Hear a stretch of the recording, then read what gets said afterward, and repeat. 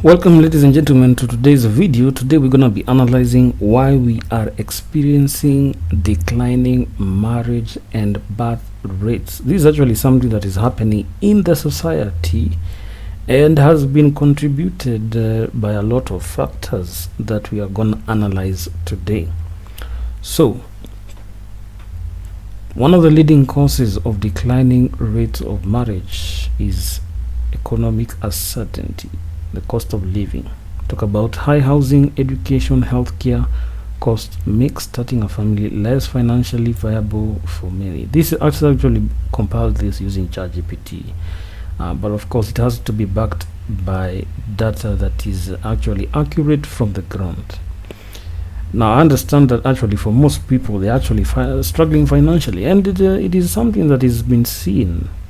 It is evident that people are not being paid an income. They're not earning an income that is commensurate to what they should actually use to raise families.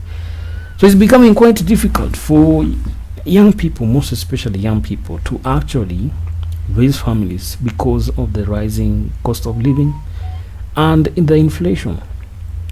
Healthcare is becoming expensive. Education is also becoming expensive. Housing is becoming expensive. And these are the things that are leading to young people saying, you know what, if this is what it takes to raise a family, then I would rather just not do it. I would rather not just get married. Job insecurity is also something that is highly affecting people. People are actually very in somehow unstable careers. You don't know whether you'll get fired tomorrow or not. This is something that is actually making people have anxiety, because stability in a career is actually quite important.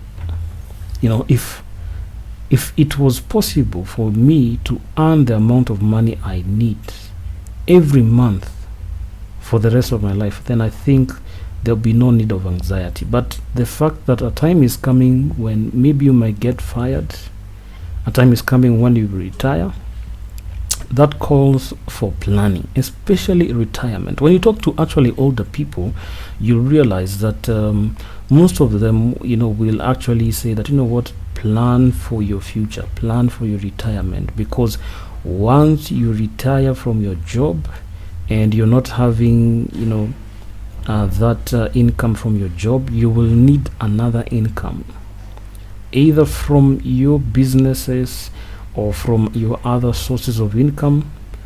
But relying on your job is not something that you can really say that this is actually going to feed me. Number two is the changing social norms, and you can actually see that more people are actually delaying their marriages to pursue their career. All right, so delayed marriage. We are seeing a rising number of people actually prioritizing pursuing masters after they finish their undergraduate, and this is something that is actually making people to marry at a later stage in life, because maybe if you finish campus at around 25, you decide to go and do a master's for 2 years, and that's now 27. By the time you're actually looking for somebody and settling, it's already something like 29, 30. So we are seeing more people embracing pursuing their education and careers, and later on marrying later in life. So this is part of the changing social norms. You can see here there's also a shift in gender roles.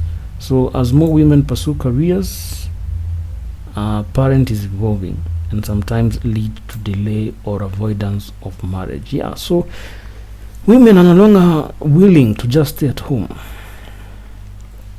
They want to also make an impact in the marketplace, and this is something that is shifting this ideology, because people used to view women as just somebody to just stay in the house, take care of the children, and there's nothing absolutely wrong with taking care of the children. I actually support it. You should be present for your family, you should be present for your children, but the thinking that the only thing that a woman can do is sit in the house and take care of the children is not right. Now, before I go to the access to contraception and urbanization, let's go to cultural shifts.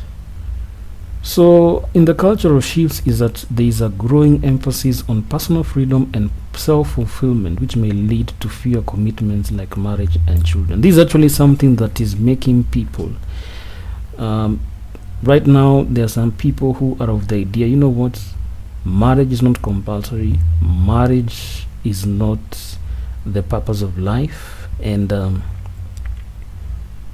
when I am single, I am actually free. There are people who view marriage, as a form of slavery, because if you have this person, you will, all your decisions, you must actually consult them. Like, you can't just wake up and decide, I want to go for a vacation for 2 months, and you're married. I mean, you have children, you have a husband, you must consider them. So we are having a rising cultural shift of individualism. People want this freedom that comes with singlehood, because when you're free, when you're single, you're actually free to make a choice, and you didn't really have to consider so many people. We're also seeing a change towards parenthood. Some people view parenthood as a choice rather than an expectation, leading to voluntary childlessness. Yes, actually, there are people who don't want to have children. They don't want to have children. And this is something that is happening in our society. Some people are just staying like that. I actually saw a video of people who just want to stay single. They call themselves double income, no kids, dinks. I actually saw that video somewhere in the internet, and they're claiming, you know what, we can date, but we don't want obligations of raising a child. I mean, it takes a lot to raise a child. It seriously takes a lot to raise a child. And so when people actually come and decide that, you know what, we are not gonna have a child because we think a child is gonna limit other things we want to do. We want to explore life, we want to travel, we want to do things. So that is something that is happening, and of course you can see the solutions are here, because I believe that is not enough to actually just highlight the challenges and fail to highlight the solutions. Number one is that we need affordable housing and childcare. Food and health are among the most basic needs of a human being. Apart from food, shelter, clothing, healthcare, and education are among the most basic needs of a human being.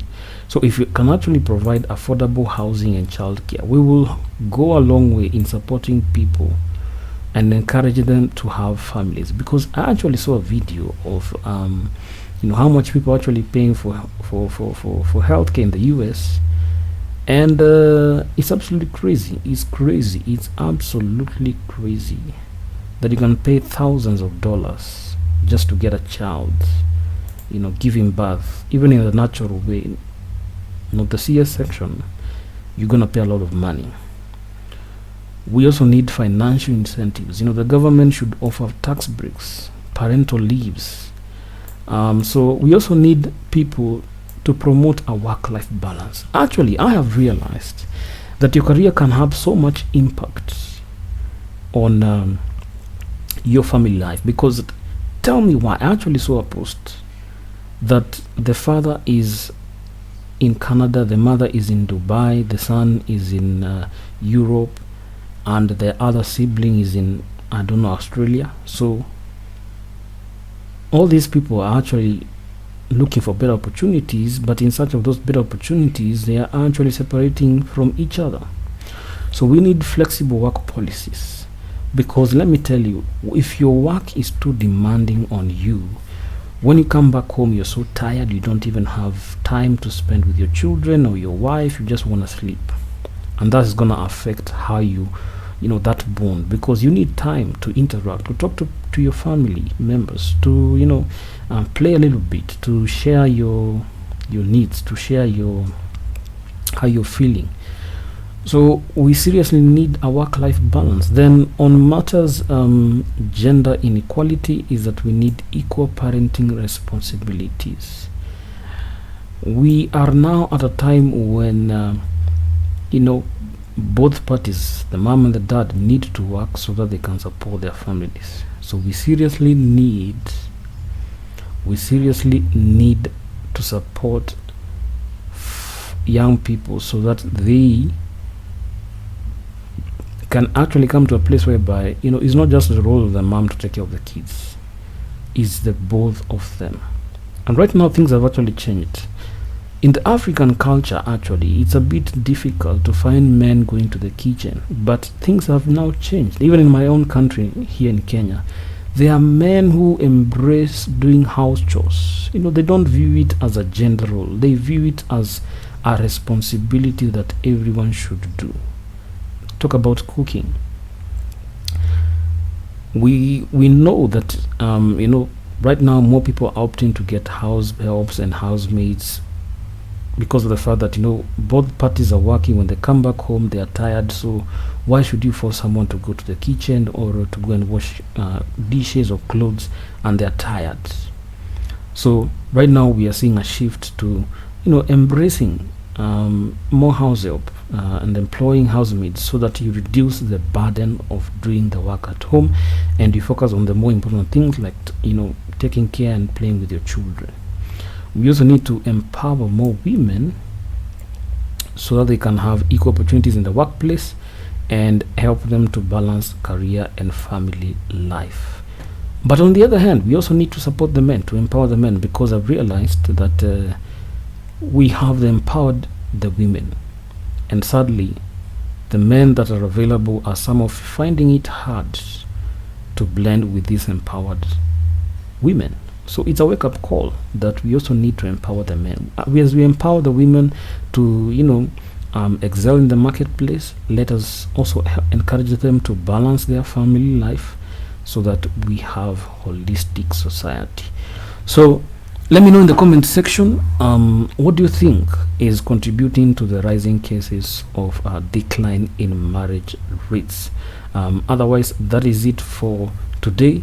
Have a very blessed time. See you in the next video.